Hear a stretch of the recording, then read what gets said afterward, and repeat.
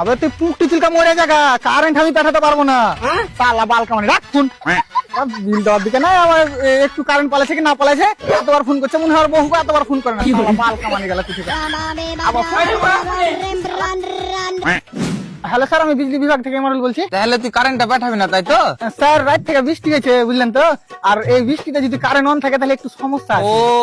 বৃষ্টিতে current on থাকলে সমস্যা আছে। হ্যাঁ স্যার। কেনা তুই ন্যাংটা কারেন্ট পাঠাবি নাকি? শুন আমি কিছু জানি না, তুই যে করিও কারেন্টটা পাঠা, দরকার হলে না তুই রেনকোট পরিয়া পাঠা। भारी मिस्टेक हो गया सर। আরে স্যার একটু বোঝার চেষ্টা করুন, কি করে কারেন্ট পাঠাবো বলুন? বৃষ্টি হলে তো মানা যায়, কিন্তু বৃষ্টির সাথে সাথে ঝড় হয়েছে, ঝড়ের সাথে সাথে হাওয়া হয়েছে, আবার হাওয়ার সাথে সাথে একবার বিজলিও পড়ছে। হ্যাঁ দেখনু, তুইও তো ওই ঝড় বৃষ্টির মধ্যেখানে দাঁড়িয়েছিলি। তো বানিয়ে কথা না বুঝে না, কারেন্টটা তুই তাড়াতাড়ি পাঠা। আরে স্যার কারেন্টের অবস্থা এখন খুব একটা ভালো না। ও তো ডাক্তারে কি বললে?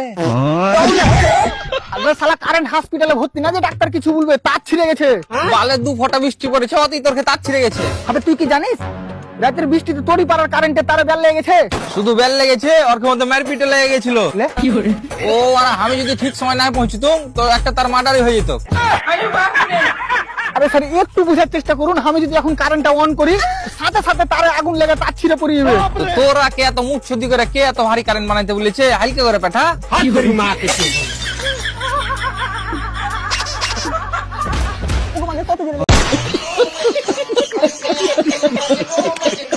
সাবস্ক্রাইব করে দেন ভাই, না হলে পরবর্তী ফানি ভিডিও মিস করবেন।